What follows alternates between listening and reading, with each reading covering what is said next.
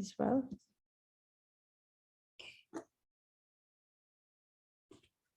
So just wanted to clarify that, when we do this chanting of chapter 3, so even if you are not chanting principally, but just make sure that you chant along the way, right? This is very, very important. It's important chapter. It's very, very important chapter for us to memorize, right? That's the only way we'll need it, when we'll get it when we need it. Okay. So going back to chapter 5, we are now focusing a lot more on understanding the differences between Sankhya Yogi and Karma Yogi. And this is a very important difference because sometimes you can complete the entire Gita and people may not necessarily, they can get confused even then, because the differences are, very finer nuances. And that is what we are trying to ascertain, to understand. It isn't as if one is better than the other. They both lead to the same outcome. It is only the actions in the world that are going to be different in either case. So in last class, we understood two important things. One was, what is the attitude of a Karma Yogi? And we found that there are 4 major aspects for a Karma Yogi, right? One is, he has an immaculate intellect. An intellect becomes immaculate when it is free of likes and dislikes, when it has gone beyond likes and dislikes, right? So that is very, very important. So one is going beyond likes and dislikes, but the moment you do that, as a corollary, what happens is that you stop being judgmental, right? You stop being judgmental of yourself and of others. So there is no fault finding, there is no cynicism. Automatically, some of those negative things that actually create limitations around us, limitations in how we interact with the people, limitations around how we perceive the world around us, and limitations around how we express ourselves. These limitations get taken away, freeing us in the process to be able to interact much more authentically with our environment. Okay, so that is one, immaculate intellect. The second is a subdued mind. So subdued mind meaning a mind that is not looking to the senses, but is turned upwards to the intellect. So now the mind is taking its direction from the intellect on where it should go. As we've always said, mind is the most powerful tool that we have. It is only mind that will allow us to contemplate on the Lord, not intellect. Okay. So, and we cannot control mind. We can only direct the mind. So mind that gets directed by intellect rather than by our senses is a subdued mind. It is subdued by the intellect. The third is restrained senses. Senses, mind, and intellect are the seats of aversion and likes and dislikes, right? So this is where the moment you have an immaculate intellect that controls the mind, there is an automatic this thing, right? Mind controls the senses. So while senses, senses will always act with their sense objects, right? That is their dharma. That is what they are meant to do. It's like a machinery, right? You've created a part, that part is meant to do something. The moment you fuel it, that part will start acting for the purpose that it's supposed to be put to, right? For the purpose that it has been built. Similarly, our senses are built to interact with the sense objects. It's their dharma to do so, and they will continuously do that.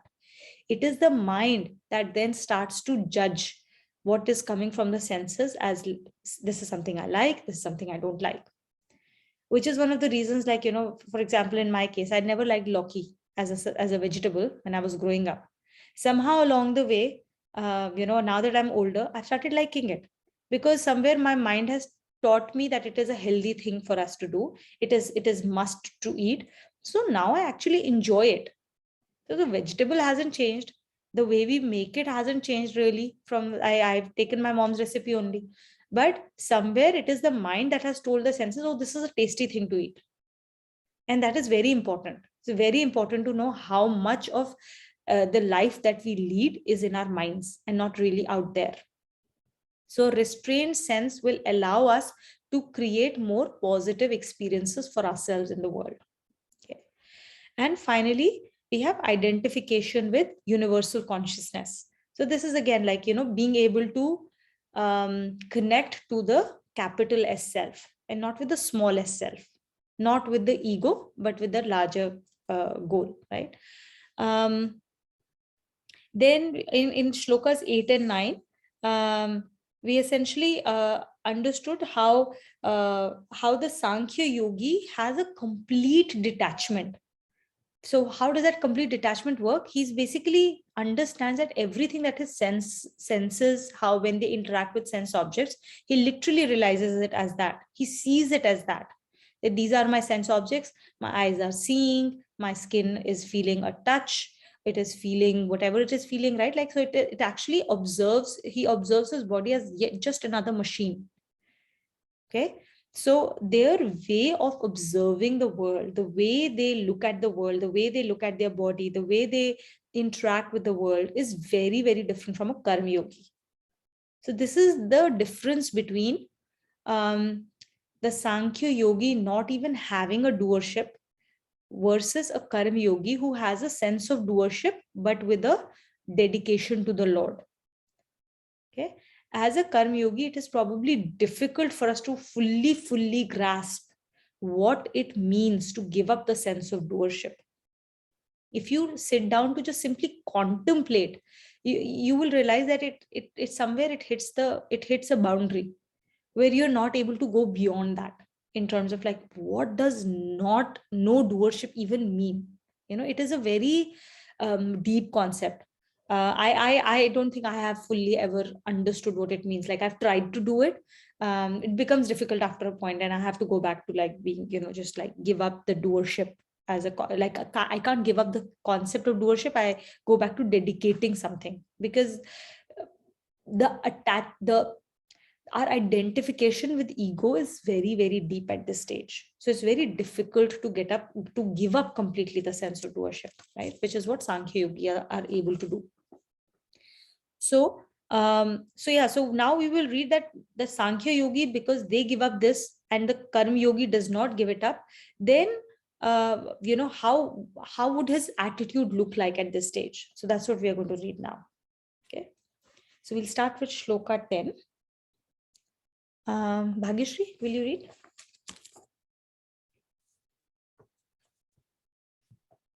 The Sankhya Yogi completely gives up the sense of doership in actions, but the Karma Yogi maintains this sense.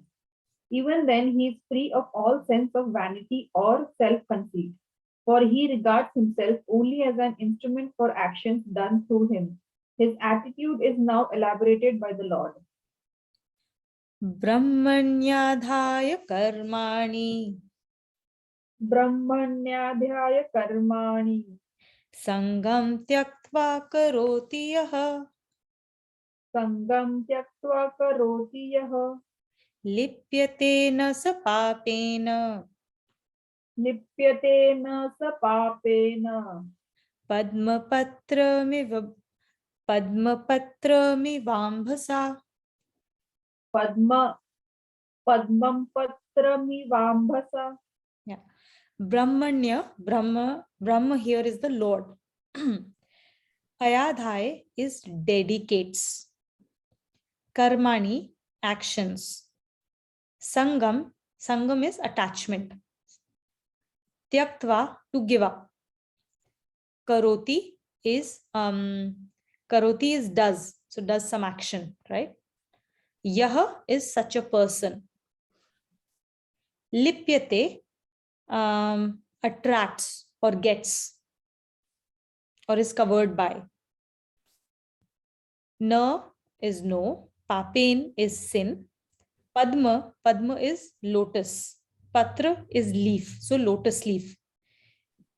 Padam and patram. Then vibhamsa is basically not being affected. Not being affected. One who dedicates the Almighty all one's actions and maintains a detached, objective attitude while doing actions does not get even a faint smear of sin, just as the lotus leaf is not affected by water. So, here it's important to remind ourselves, right, what makes up an action. There are four things. There's purpose, bhav, action, and result. The nature of who we are as karma yogi is we tend to associate, identify, and understand our purpose through our actions. The challenge is the more you identify with those actions and those results, what happens? It creates likes and dislikes, and that's what you start chasing. And why is that bad? Because as you keep doing more and more action, you create more and more bondage. That means you have to keep coming back and experiencing the consequences of your action.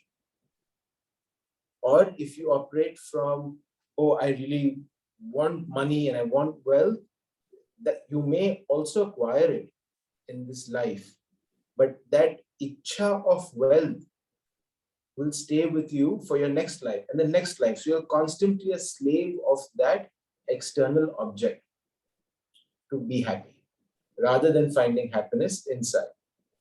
So as karma yogi, you have to understand that there are four aspects to any action: purpose, bhav, action, result. Bhav is intention. So purpose, intention, action, result. So what is the, and all four have to come under scrutiny for us when we do our actions. So purpose is, why is this action important? Is this part of my duty? Is this something that is for the larger purpose, for God's pleasure, right? Second is bhav. With what intent are you doing it?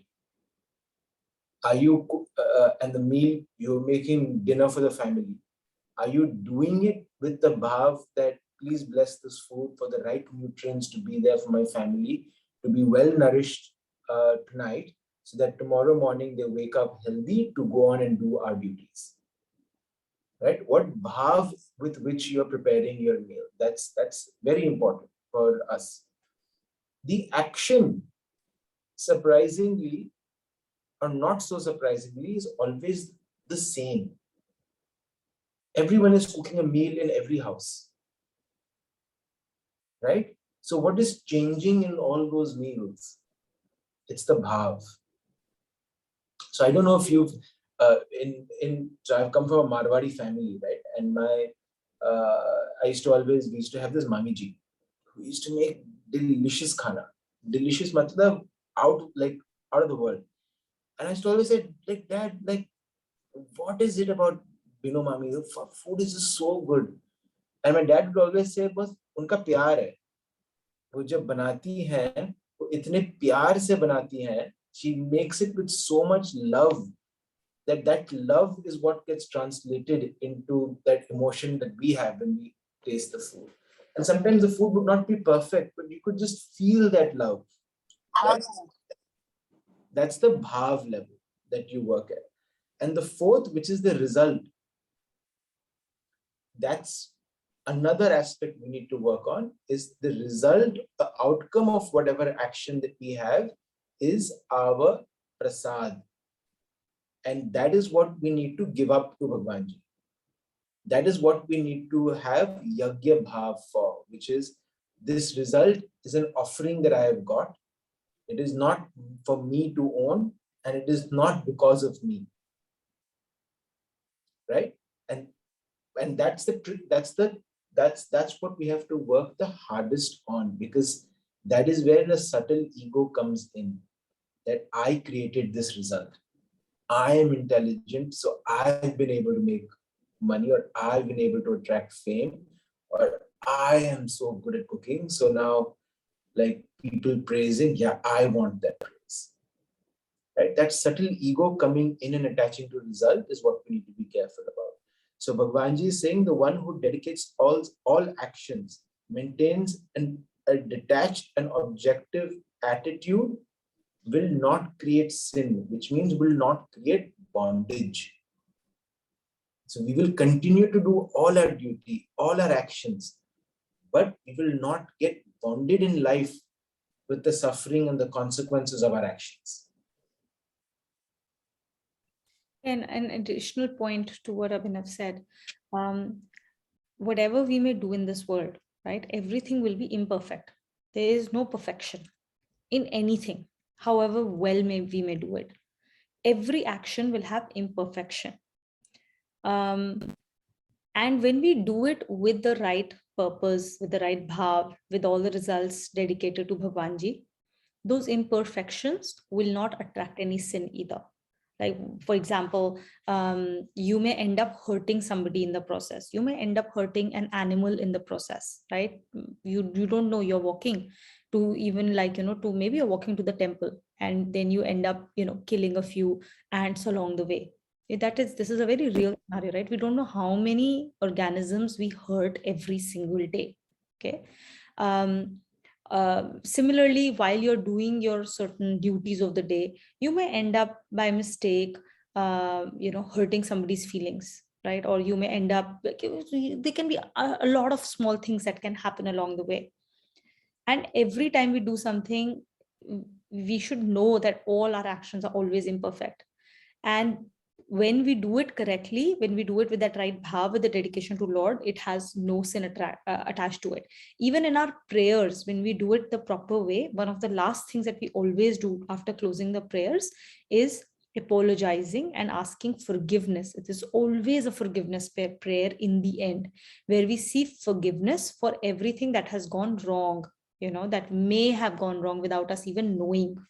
So knowing this thing frees us in two ways. One is that, sometimes we have this obsession about perfection. Women typically have that a lot more than men. Okay. So it's a disease that affects women way more. So that sense of perfection has to be given up, because there's nothing that's perfect, right? 80-20 principle is good enough, especially when we work with the dedication to Lord. We don't have to keep killing ourselves over perfection, because even if we keep doing it, we will still not get perfection. Okay. So that is one.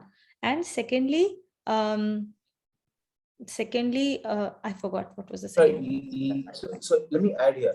There is no perfection in the result, right? But there is only perfection in the bhav with which you do something.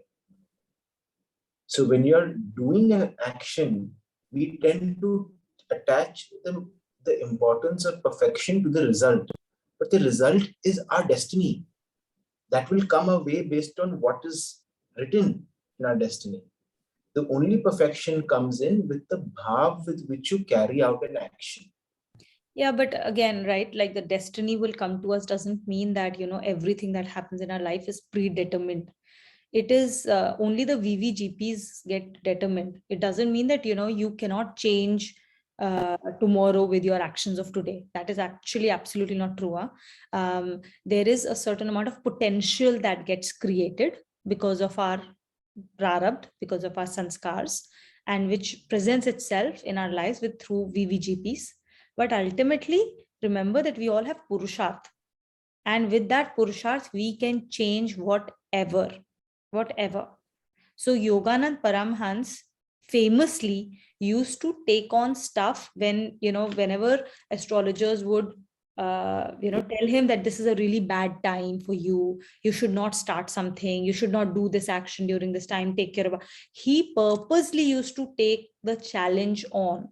And he used to say, okay, I understand. Now, because the time is wrong does not mean that whatever has to happen will happen by like some kind of destiny. Yes, I might face more challenges, but he used to say that just to prove to the world that purusharth, your free will, your action is more important than all of these things. It has more power than everything else, because the will that we have inside of us is the divine will. We just have to use it. He did that again and again. Every time they said it can't get done because the time is wrong, he took that on and he exerted his will, he exerted himself, and he always showed the results at a time when people said it won't get. So I just want to make sure that people understand what destiny is, what action is, and how the results that can get created. And there is a very subtle distinction between all of these things, right? There's subtlety. Yes, Abhi. Yeah, so I think for the sake of this shloka, uh, it's important to understand that the free will that Tuvina is talking about, from an action perspective, exists for the bhav with which we do the action. That is where the free will comes in. Action will happen, whether you do it or not do it. If you don't do what you are prescribed to do as your duty, you're creating bondage because that's inaction. If you do that action, but you do it begrudgingly, then you're creating bondage. Or if you do that action because you want a praise from somebody else, or you want people to like you because of that, that will also create action. The free will actually for us will exist with the bhav with which we do that action. That's correct. That is what will create bondage or it will create liberation. The bhav that we have to do the action for Bhagavan. Right? And the second part of this shloka, which I wanted to touch upon, we will hear about the lotus leaf a few times in the Gita, right? And there's something so beautiful and spiritual about a lotus leaf, that the lotus leaf emerges from muddy water in a muddy pond, but it comes up to the surface, it blooms and directs itself to sunlight, and its leaves, even though you drop muddy water on it, they kind of dispel the water, right? The water goes back down. And despite that muddy water, you have an absolutely beautiful flower right there in the middle of everything. And that's an analogy for us in sansar. That sansar is filled with, and our mind can be filled with all of these things of attachment, like, dislikes, aversions, etc. But we have the ability to rise above it and become that lotus leaf right here as we interact with sansar.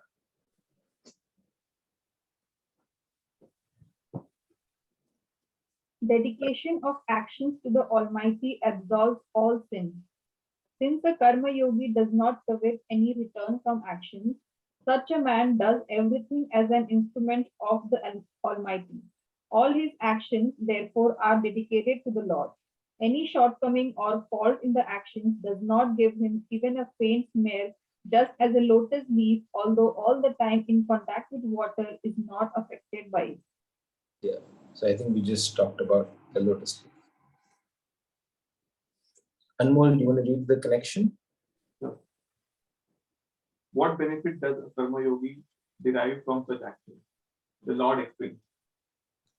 Kayena manasa buddhya Kayena manasa buddhya kevailarapi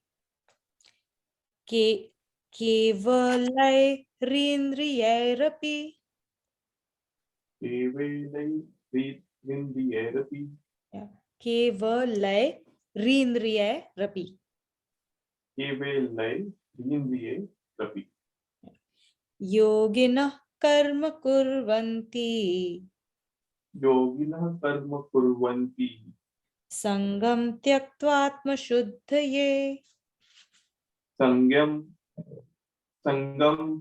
taktva mashuddhaye. Kayen is body, kaya, body. Manasa is mind. Buddhaya, intellect. Keval means only. Indriyarapi, senses also. Api is also. Yoginaha, the karma yogi. Karma is action. Kurvanti, does. Sangam is attachment. Tyaktva, to give up. And then Atma Shuddhaye. Atma is self. Shuddhaye, purification. So Atma Shuddhaye, self purification. The yogis maintaining a detached outlook perform actions through the body, mind, intellect, and even the senses merely for self-purification. So this shloka very clearly highlights what is the purpose of all our actions. Why do we have to act? Why is our duty, why our duty cannot be ignored, and why it's actually a really good opportunity for self-purification. So this is the purpose of everything that we do. everything that we experience as part of our VVGP, which is, for the new people, Vyakti, Vastu, Ghatna, Paristiti, which is person, Thing. object. Person. So you want to say Person. Thing. circumstance and situation. Yeah. And the purpose of everything we interact with, purpose of all the action that we do is self-purification. What does self-purification here mean? Antakaran ki shuddhi. Antakaran, as we know, represents mind, intellect, and ego. Antakaran. That's the only work we have to do. And the way we do it, as we talked in the previous shloka, is by focusing on the bhav of every action and not the result of that action. That result is a prasad, you give it up as a sense of mind and focus on the bhav with which you do it. And what is that bhav for every action? Lok sangra, seva. Yagya bhav, seva bhav. That's the main purpose of everything we do. So we'll read about this a bit more, and we'll talk about this a lot more, because shloka 10 and 11 will very beautifully summarize everything that we need to focus on and why it's important to us. Everything that's unfavorable that it's in your life, you will get an answer to why it's happening and what is that opportunity for you. Please And continue. that's a very good way to look at destiny, right? Destiny is basically what VVGP.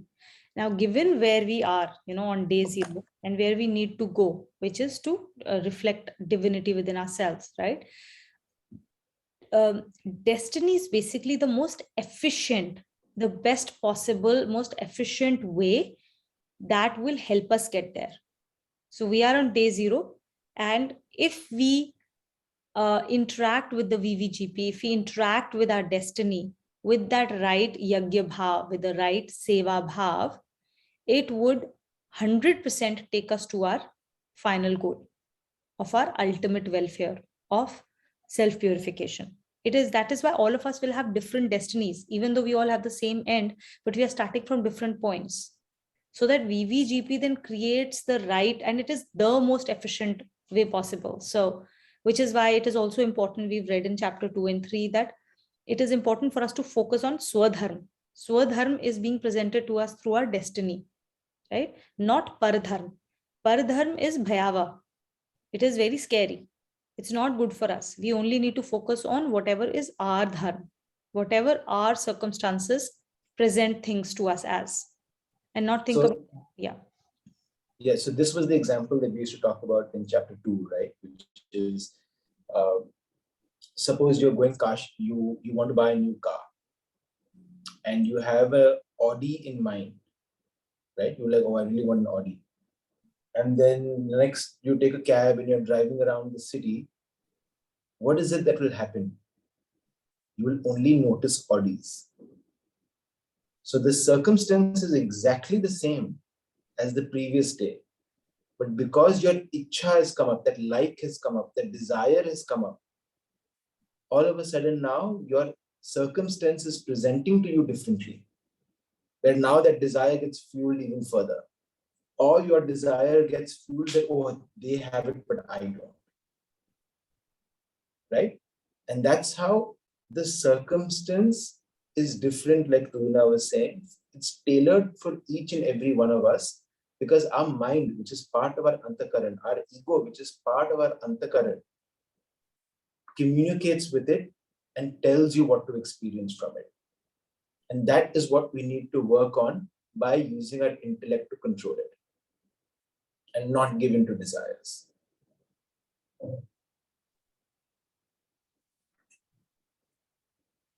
Self-purification by detached action. This is a very important shloka. It explains that actions performed with a detached outlook tend to purify the mind. Divinity abides in a pure mind. This is why a karma yogi does not flinch, even for a moment, from doing actions. Such a man is always on the lookout for an occasion for doing righteous actions, so that by doing them with a spirit of self abnegation, he may purify his mind. For him, all actions are like fire which burns all dross. Yeah. So there's a story here as well, right? So um, when Hanuman came back in Ramayana, he came back to Sugriva where Ram was stationed. He said, "I found Ravan and his demons, and that's where Sita is. Here's the ring. We have to go to battle." Sugriva was the lord of the monkeys, right? So Sugriva basically said, he's like, yeah, I will do it, I'll do it. But he actually felt scared. He's like, Ravan is so powerful, his demons are so powerful. How will I be able to fight? And then he went to Ram and he told Ram, why do you need me? You're God. You're much more powerful than them. Why do you need us to help you in that battle? And Ram said, you're right. I am much more powerful than them. I can snap my fingers and finish off their evil act. But you joining me is actually an opportunity for you to be part of this journey to kill the evil. And that is your purification and your rise above your fear. That's all that. This is your opportunity. Take it and not take it.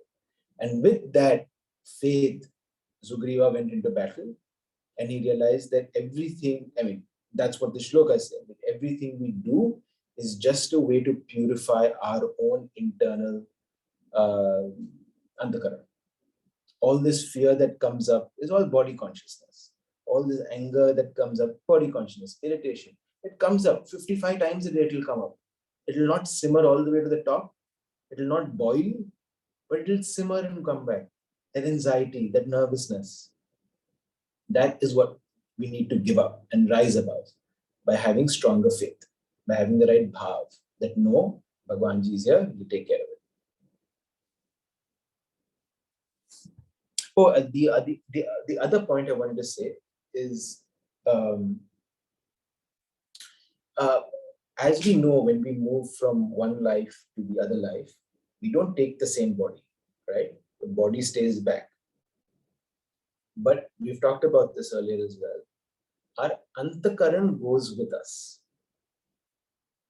And our antakaran is intellect, mind, and ego. And all the ichhas that we've had, all the likes that we've had, all the time we've spent thinking about things, worrying about things, they all form an impression on the subtle body.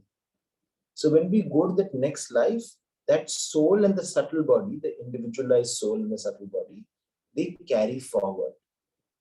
So all the work that we do in this sansar is all temporary.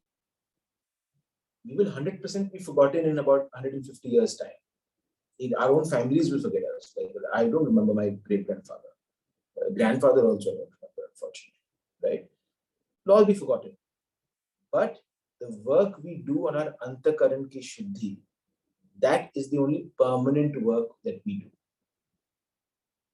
That is the only real work that we actually have. Everything else is temporary. So when you're working on doing duty, the duty and the result, chalo, is temporary. But if you've worked on the bhav, you've actually worked on something permanent. And that's why he says in the last line, for him, all actions are like fire which burn the dross, because actions are just like they'll burn up quickly. It doesn't matter. But what you work on your self-purification, that will stay with you.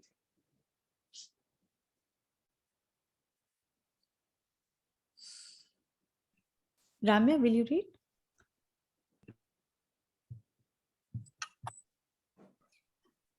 Connection now arises. What would happen if, instead of practicing karma yoga, Good acts are done with a view to obtaining favorable results. Answering this, the Lord says, Yuktah karma phalam tyaktva Yukta karma phalam tyaktva shantimapnoti nashtikim shantim apnoti nashtikim ayuktah kamakarena ayukta kamakarena phale sakto nibhatyate. phale sato nibhadyate. Yuktah, one who is connected to the Lord, one who is connected to the Lord. Karma phalam is fruits of action. Tyaktva, give up. Shanti is peace. Apnoti is begets or attains, attracts. Ayuktah is one who is not connected to the Lord. Kam karena, results of desire oriented actions. Phale are the results. Sakto is creates. Nibadhyate is bondage. Oh, I did not do nashtikim. Nashtikim is nishchit roop se, which means definitely. Nashtikim is definitely.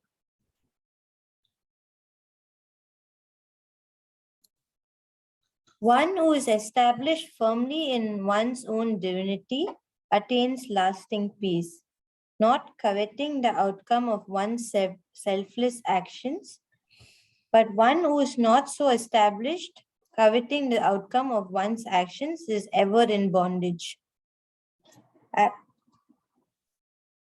Absence of covetousness in actions leading to lasting peace.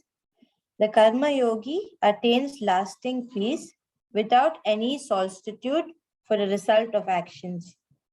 But the one who does good acts with a view to favorable outcome has to remain in bondage to enjoy the result of the good acts. The mortal coil is essential for enjoying the result of good actions. For acquiring it and maintaining it, one has to undergo several hardships and sufferings. And if Now, one is this is so logical, right? You have to, one who does acts with a view of favorable outcomes has to remain in bondage to enjoy the results of those outcomes, right? That makes logical sense because that's what you're creating for yourself as a reality. And this entire line of absence of covetousness in actions, it basically means the bhav with which you do the action. Coming back to action, bhav, purpose, action, bhav, action and result, it comes back to bhav. If you do it with the intent of the result, then know that you've created bondage. If you do it with the intent that this is my duty and my seva, and even if I get nothing out of this, I've done what I was supposed to do. And that what I've not got also is a prasad. It's for my own uddhar. It's for my ultimate benefit. Because if I didn't get the result and I got angry, opportunity for me to rise above anger. And there is another line that I've written here, which is the quickest way for a karma yogi or for a yogi to reach self-realization is to be surrounded by people who dislike him, who are evil, who are going against his wishes. Because that person will have day in, day out the opportunity to rise above those impulses and express divinity at the bhav level. So whenever something negative comes to you, it's not happening to you. It is an opportunity Bhagwanji is giving you that here, your past karma has created this bondage. Now here, experience something very harsh. Rise above it and come closer to me.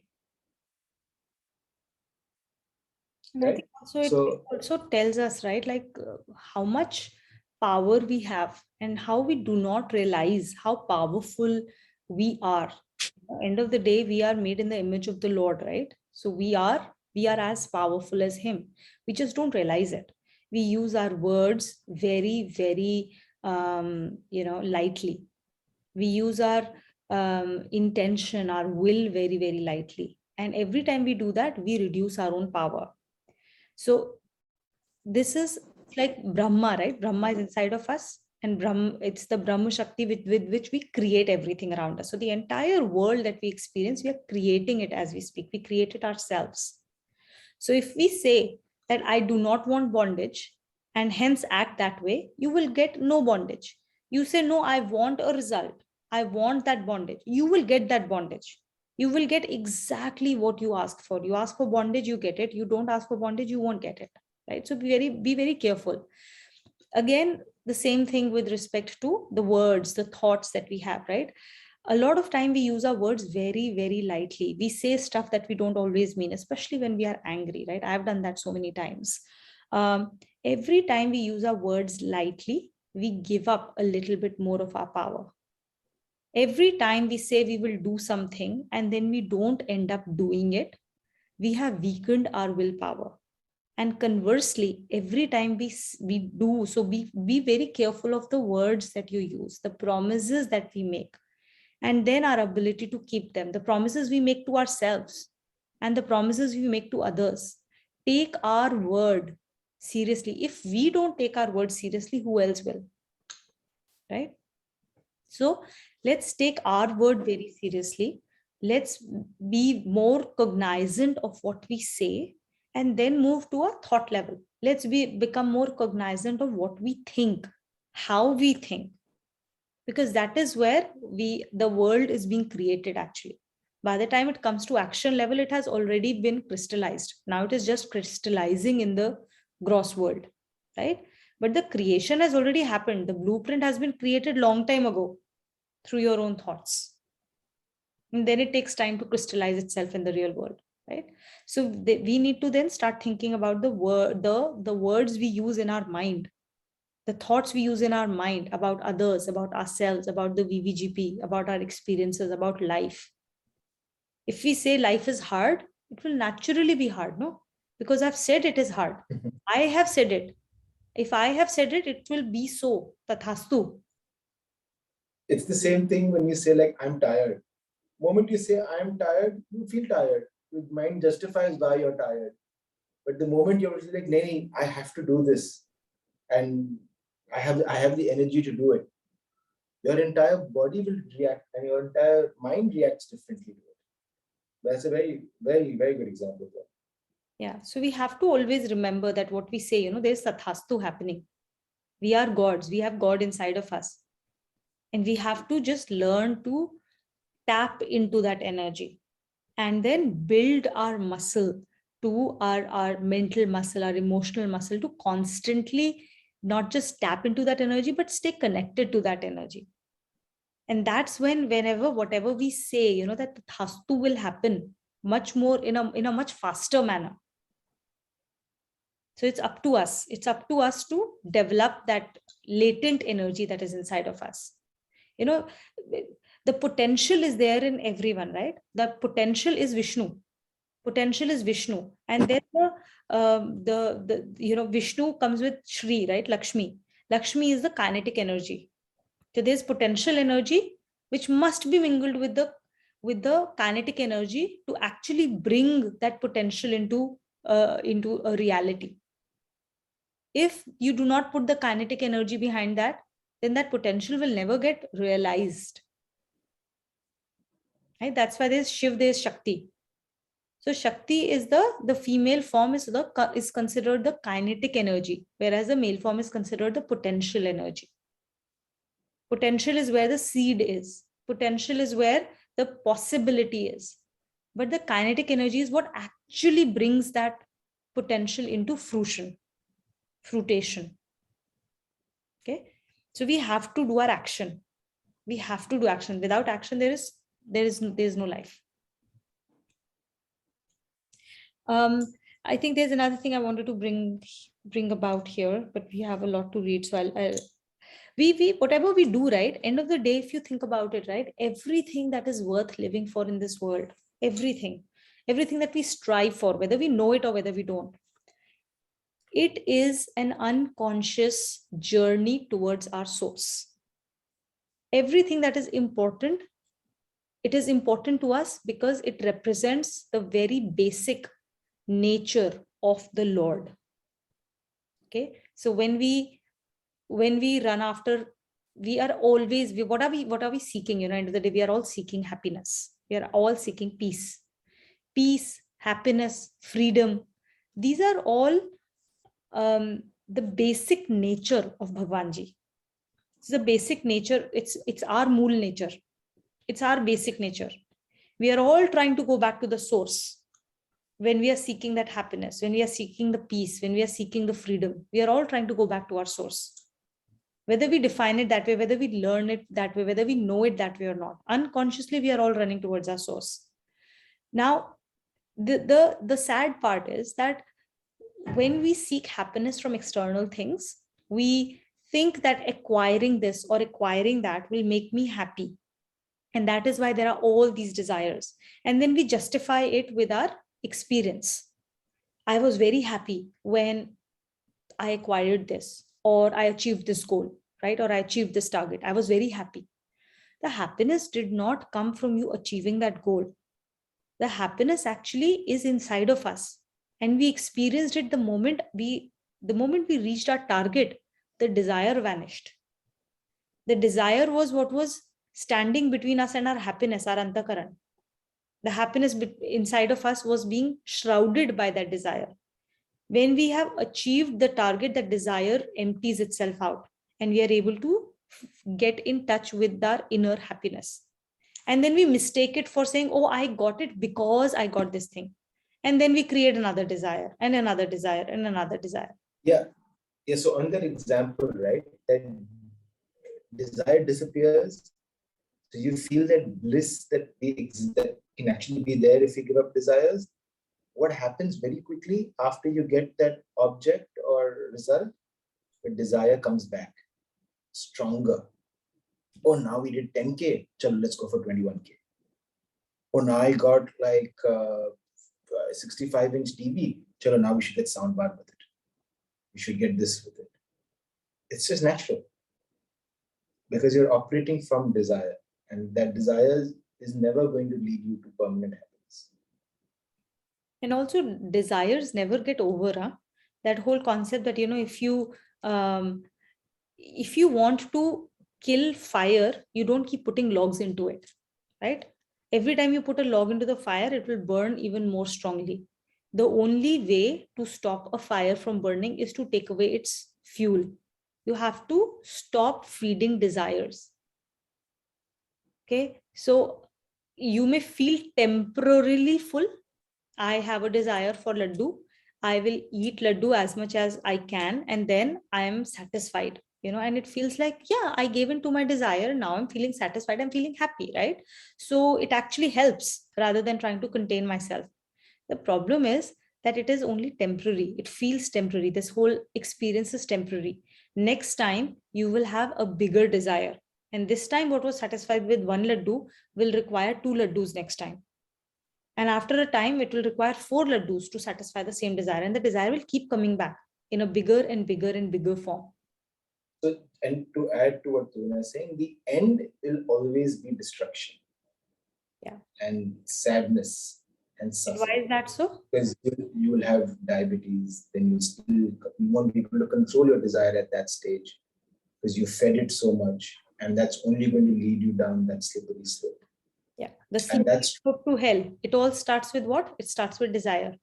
Because you keep feeding desires. Ultimately, at some point of time in this world, you will reach a point where you're not able to satisfy your desire any longer. You will reach somebody's limit might be here, somebody else might hit the limit here, somebody else will hit the limit here. You will hit the limit. The world isn't limitless to what you can achieve, right? Because the nature of this world is limited. The nature of our lives is limited. The nature of this human form is limitation.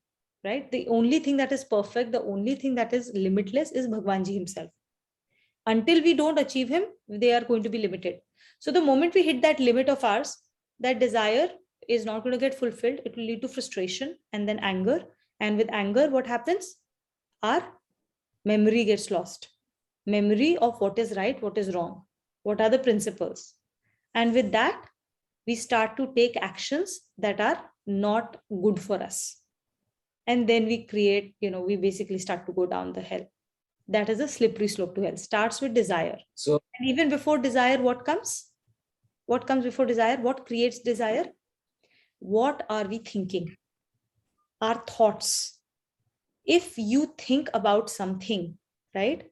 The more you think about something, the more those thoughts will create a longing. Slowly, that longing will become desire. That longing, and what is the difference between longing and desire? Longing, you're only thinking in your head. At the level of desire, you start to act on it. You will start to take action on it. So, for example, small example, right? Today, when I was out for dinner, after dinner, I felt like having something sweet. And now I'm in a new place and I have no idea what the place is all about. So I was just looking like, and I thought maybe I'll carry a cup of coffee. So I asked like, coffee near me that is open at this time. And I was searching Google Maps and it threw up a couple of cafes, which like coffee is just a byproduct. It isn't like a coffee shop. The other stuff is like sweets, like waffles and pancakes and like all kinds, and obviously amazing pictures, right? I kept swiping through it, and after a point I'm like, oh, I really want to have these things now, something that I didn't think of at all. And then I had to like ask myself, I stood up and I was like actually thinking for 2 minutes. If I hadn't seen these pictures, I would not have thought of it. Why is this? Like, I literally had to, like, my intellect had to come in and talk to myself and say, this is like seriously, again, a reminder of what we see, what we consume with our eyes, our ears, our thoughts is so important because it starts to create these desires. That is the point. That is why thought control is extremely important. Otherwise, I wasn't even thinking. And this is a very small thing, but this is how all our longings and desires get created. If you don't see it, you don't consume that in your thought level, you won't have those desires in the first place. and just connecting it back to the shloka that we're doing, right? The absence of covetousness essentially means the absence of the desire of that particular result. You give that up, and it's written here, you will be firmly established in your own divinity and experience lasting peace. Yeah. And then why good acts? Why can't you just simply do good acts? Right? I'm a good person, right? We are all good people, right? And for a very long time, we would think like I'm a good person. No, I'm doing all the right things. Then why do I have to read Gita? That good person thing is a very big fallacy. Because the problem with being a good person is that you're always be doing good things with an end goal in mind. You want something in the end. So you are bonded to that result. And the moment you don't get your favorable result that you wanted, it leads to anger, it leads to upset, it leads to, that slippery slope to hell. And when you're just that good person from a guna perspective, you are constantly acting out of rajogun. Rajogun and tamogun are very close to each other. You can very quickly go from rajoguni bhav to a tamoguni bhav. You start off with like a very good this thing, I'm doing a good thing by like wishing somebody, and then that person doesn't wish you back. Immediately tamogun. What kind of a person is this? I just said hello. Immediately. Right? So that is the problem with being a good person. That's the problem with doing only good acts with a favorable end outcome in mind, because you stay there for a very little time. After that, you either move into yet another rajoguni bhav, or you slip down into the tamoguni bhav very, very quickly. That is why we need satogun in the driver's seat to use tamogun and rajogun as it sees fit. Okay, we'll read. And if one is not vigilant enough, there is a great risk of getting involved in some sinful or vicious activity, which may result in an adverse outcome. There is another danger too. The result of the best of actions is enjoyment of pleasures of the world or those of the heavens. But all these enjoyments are restricted to a limited span of time. Besides being transient, such pleasures do not have any trace of permanent peace. The merit earned by virtuous acts is gradually used up, and then the cycle of births and deaths has to be undergone again and again. This is another point that Kumar has emphasized a lot in his class, right? So I always remember this. We do all these good acts, suppose, and then we get a good bank balance of virtuous acts, and then we, end up coming into a life where, we're really enjoying a lot of good things around us. The risk is this: in this life, I have Gita in my hand. What is the surety I will get Gita in my hand in my next life? Especially if we've been doing all the things with an aim to achieve money or power or fame. All of these have a life of their own, and we don't even know if we are equipped enough to deal with them.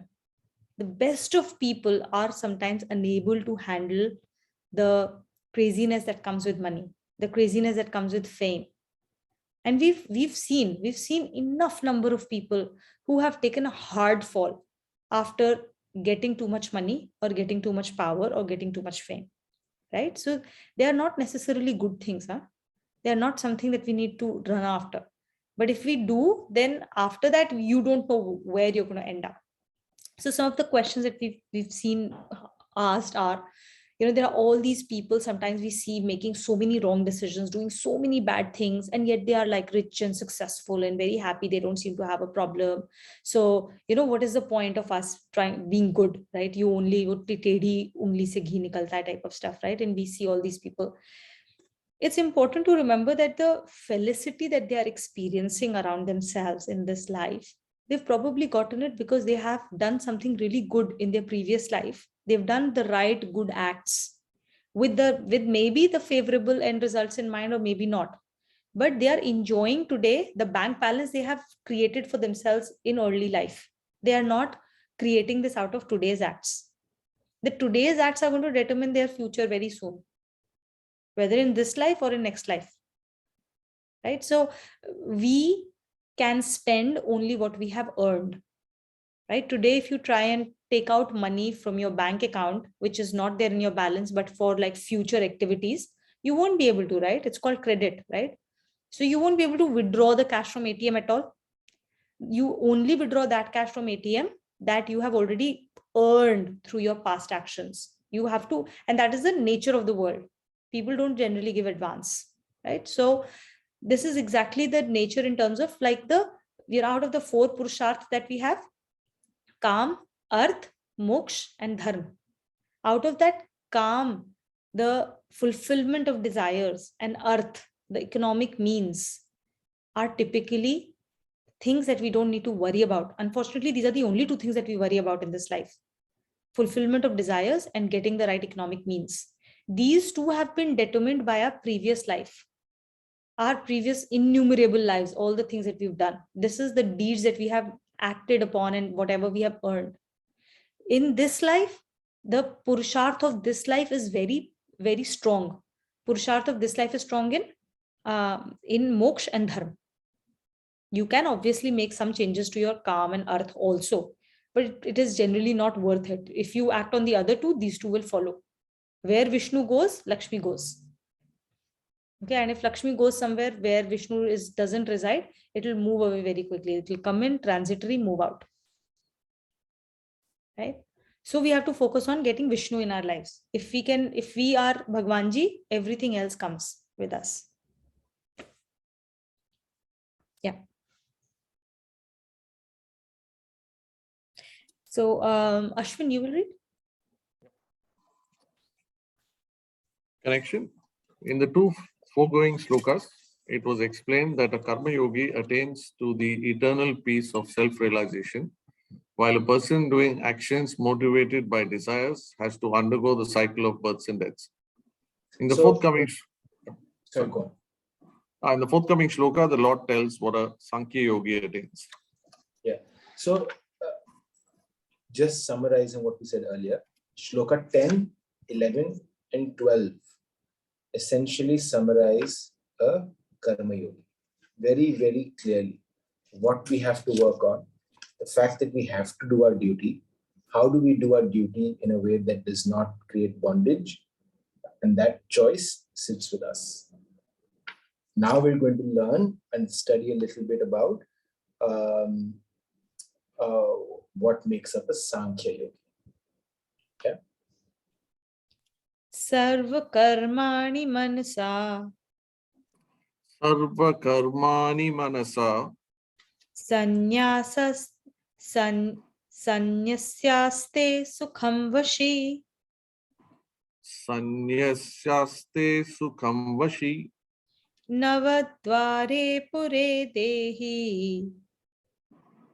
navadvare pure dehi naiva kurvan karayan naiva kurvan karayan sarva karmani, all actions. Manasa is mind. Sanyasyaste is renouncing. Sukham is bliss, not the transient happiness. It is the eternal bliss that is being referred to. Vashi is self-control. Basically means control. So self-control here. Navadware is 9 doors. Pure means the city. Dehi is body. So body is being called the city of 9 doors. Naiv is does not. Kurvan, do anything. Karyan, gets anything done.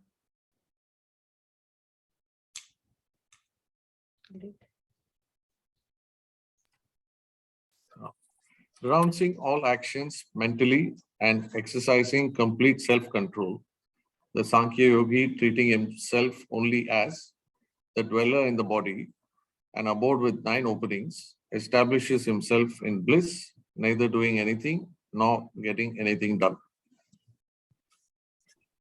So here, open the Shrishti Chakra, which is that diagram we had studied in chapter 3. It, in all the new Gita books, which should be all of you, it is, I think, 1 page before chapter 1, a couple of pages before chapter 1. If you look at the Shrishti Chakra, you can see the hierarchy where you have the capital S self on top, and underneath that are the 3 gunas, right? The Sat, Raj, and the Tam. And underneath that, you have your Antakaran, and after that, you have the Bahayakaran. Antakaran is your subtle body, and your gross body, which is the Bahayakaran, the outward facing body, right? For a Sankhya yoga, all of us, we are all deeply influenced by the 3 gunas, because it's the 3 gunas that Sat, Raj, and Tam that make up the entire world, Sansar. For Sankhya yogi, he's so deeply established in the capital S self that he is nothing but an observer to the gunas, Sat, Raj, Tam. And he's nothing but an observer to how the gunas are creating reality. He is nothing but an observer on how his body is getting affected by those gunas and creating reality and action. And that's the biggest difference, where he resides himself at the capital S self level above the gunas, and he literally sees himself only as an observer of everything that's happening, being in body. So if you were to use an example of a movie, right, or a play, Sankhya yogi is similar to a director. He's sitting in the stand and he's watching. A Karma yogi is actually standing on the stage and acting. Okay, he's not sitting outside and watching detachedly. He's actually involved and he's acting at the behest of the director, knowing that you are just an actor. This is not the role that you're playing, is just a role and not your true self, and that you're doing everything under the direction of the director. That is the true Karma Yogi. But when you start to have this disillusionment that you are the role, if you're playing the role of a king, you think that you are the king, or if you're playing the role of a beggar, you start to think you are the beggar. That is how, unfortunately, a lot of us lead our lives. We've led the lives like that for a very long period of our times, right? Until we realize that, oh, I'm just an actor here. So that's a difference. So Sankhya Yogi is sitting with the director in the stands. And as Karma Yogis, we are the actors who understand that we are acting a certain role under the guise, under the direction of the director.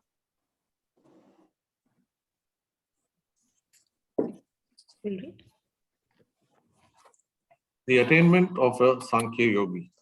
In this shloka, the body has been described as an abode with 9 openings. The 9 openings are as follows: 2 eyes, 2 ears, 2 nostrils, 1 mouth, constitute 7 openings in the upper parts. In the lower parts, 1 opening for defecation and the another for urination, complete the 9 openings in the body. Living in such an abode, the Sankhya Yogi keeps his mind under perfect control. His senses keep on functioning in their objects, but the Sankhya Yogi does not regard himself as doing anything or getting anything done. While being in a body, he thinks himself established in the ultimate reality as a result of direct perception.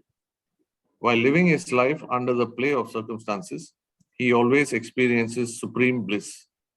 The happiness or unhappiness of the world is not for him, for he is ever immersed in the ocean of bliss. So here, capital S self is like the sun. Okay? And the sun provides energy for the rest of the world to function. Similarly, capital S self provides the energy for the gunas to function. So gunas create all the senses and the sense objects. The moment capital S self provides its energy, those gunas start to function. Sorry, the sense objects start to function they start to interact with their sense objects, which is what their dharma is. That's how they're supposed to do. It's like a machinery. You put fuel into it, it will start to act. Each part will act in the way it's supposed to act, right? So capital S self gives that energy. But the important thing here is capital S self, just like sun, one, it is not discriminating. It is not discriminatory energy. It gives energy to everyone. Second, it does not impel you on how you want to use that energy. It does not impel anybody. It does not, the sun doesn't say, use my energy in this fashion or that fashion, right? So it is up to every single individual, every single sense object to use that energy the way they wish to. In certain cases, they don't have a will, so they will do whatever needs to be done, right? Another thing is, just like sun, capital S self has no judgment. It does not judge. There is no morality. There is no right or wrong. It just is. You are doing something that just is. Something is happening. It just is. There's nothing right or wrong about it. The nature then steps in with the laws that have been laid down. And those laws, according to your input, those laws will then work on it. It's like a program, right? You give it an input, the program is then, according to the law, will then create an output. So there's no morality to be discussed here. There is no right or wrong. There is no judgment. It just is. And that's how we need to be that. We need to stop having judgments about people. We need to stop having judgments about ourselves, right? And know that whatever action will come, it will just have a simple justice to it, because there are laws that have been laid down. If you are going to do this, if you will do your action with a result in mind, you will get that bondage, like that. So these are those laws, and that's how capital S self behaves, and that is something that a Sankhya Yogi understands. So whatever his body does, it is feeling hungry, it eats certain food, and then that food is digested. Like he is uninvolved in it. He just observes, yeah, this is what's to be done. And he does not create any judgments about anything.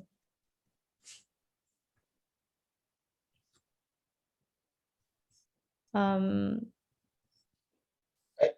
think we should close instead of continuing and have a conversation about Namjap, like people's experiences. How is it coming along? Okay. So we'll do first the closing shlokas. Sure.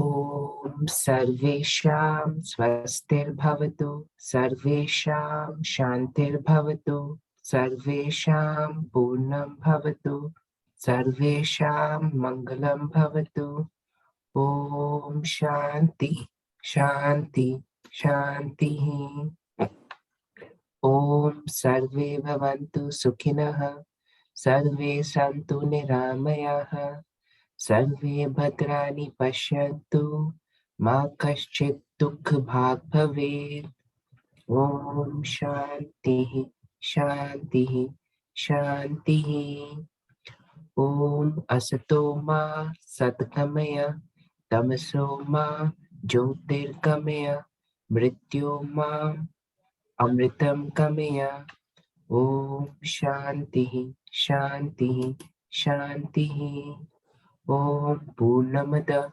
पूर्णमिदं पूर्णात् पूर्णमुदच्यते पूर्णमस्य पूर्णमादाय पूर्णमेवावशिष्यते